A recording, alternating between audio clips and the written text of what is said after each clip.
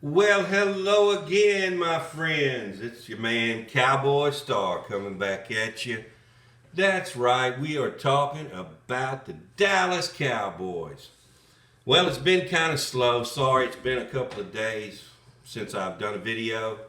Just want to remind you, if you're new to the channel, please be sure and tap that subscribe button. It's free and it sure does help out Cowboy Star.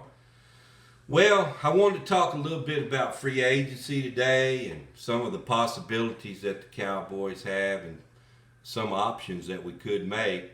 Um, as you know, Zeke Elliott is really not a free agent. We have him. He's uh he's too big of a cap hit for the Cowboys to release. I think he's like a 16 or 17 million dollar cap hit, regardless of when the Cowboys were to release him. So I know a lot of people are yelling for Tony Pollard to take over at running back, but you know Zeke pretty much, so say, was hurt most of the year, but he played through it. Could have had the surgery and missed the rest of the year, but he chose to play through it.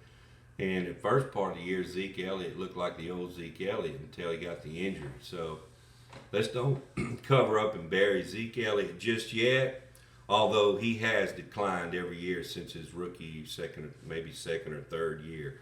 He's gone downhill, whether it be from injuries or just not performing, or suspensions.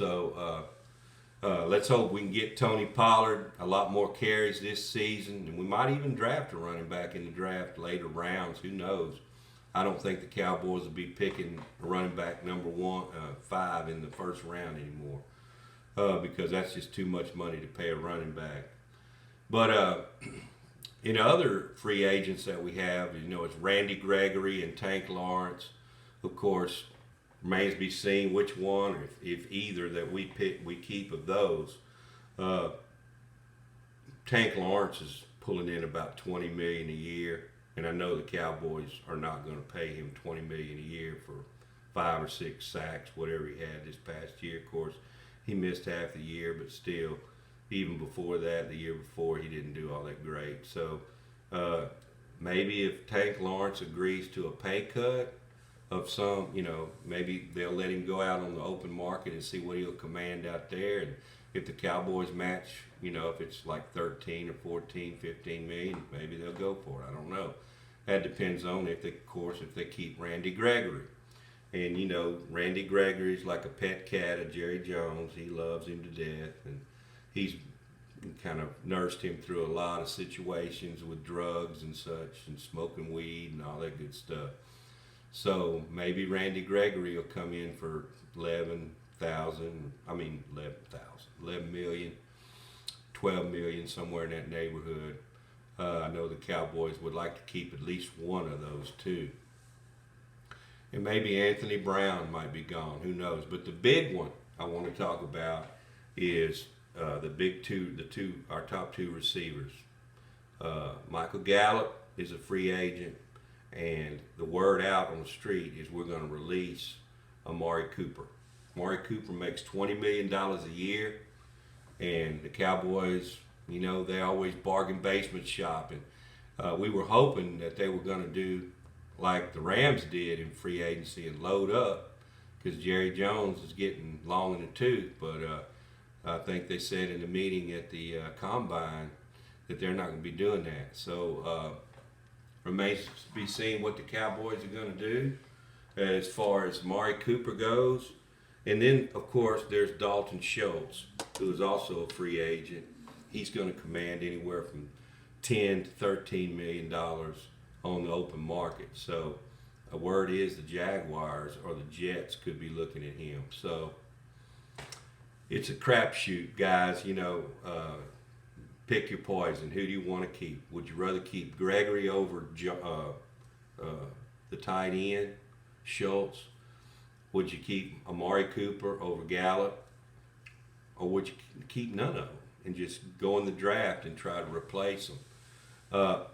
There's one option that I thought about, and this guy didn't get much playing time at all last year. That's Simi Fehoko, or Fehiko. I don't remember how you pronounce his name, but he's a wide receiver, but he's a big-bodied wide receiver.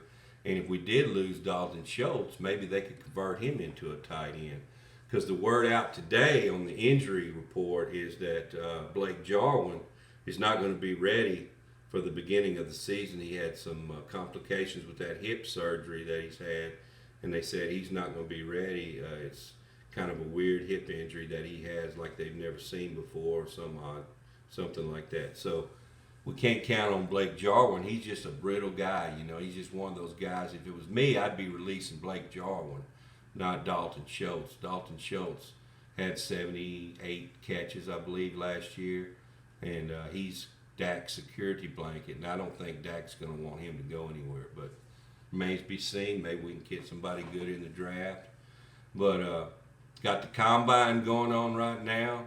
I've been watching a little bit of that. I hadn't had a chance to really watch a whole lot of it. I'm going to watch some of it this evening. I've recorded some of it. So not a lot else going on right now, guys. That's why I hadn't been on here a whole lot, but I did want to report the news that I have heard in the last few days on the Cowboys. I do appreciate it if you would subscribe to the channel. Like I said, that helps out a whole lot if you could do that. As soon as something else breaks, guys, any trades, free agency comes around, you know, we got a lot going on. The draft will be coming up in April. You know, the NFL season never goes away, man. That's the way they want it, because they want to keep raking the bucks in. You know it. You know how it is. Just like Jerry Jones, he wants to keep raking those bucks in. And just like he made the controversy, you know, he kept Dan Quinn. And he said, well, if something happens to McCarthy, Quinn's there for the safety valve. And then, of course, there's talk about Sean Payton taking over for the Cowboys in a year or maybe even 2 years. But my fear is if Sean Payton gets paid $15 million, let's say, to do TV for some network like Fox, man, he's going to turn around. He's going to say, God, man, I'm making more than I was as a head coach, and I'm home with the family a lot of time, more time, and I'm not killing myself out on the field, you know, and open myself to a whole lot of criticism. So that's my fear. I think Jerry Jones should have jumped on the skillet while it was hot and talked Sean Payton into coming in this year. But we'll see what happens. We'll give McCarthy another shot and see what he can do. He's a Super Bowl winning coach. Let's see what you got, McCarthy. But one thing, you've got to help Kellen Moore. He just stood back and didn't want to step on anybody's toes last year. Didn't help Kellen Moore at all. And you see what happened in the playoffs. We got one and done in the playoffs. Man, if it was me and it was my job on the line, I wouldn't care whose toes I stepped on. You're the head coach, and you need to get in their ear if something's not right, and you need to get it corrected right then and there. Nip it in the bud, as old Barney Fife used to say. But anyway, guys, I'm going to let you go. I'm not going to keep y'all very long today. With that being said, I appreciate it. Catch you next time. I'm out.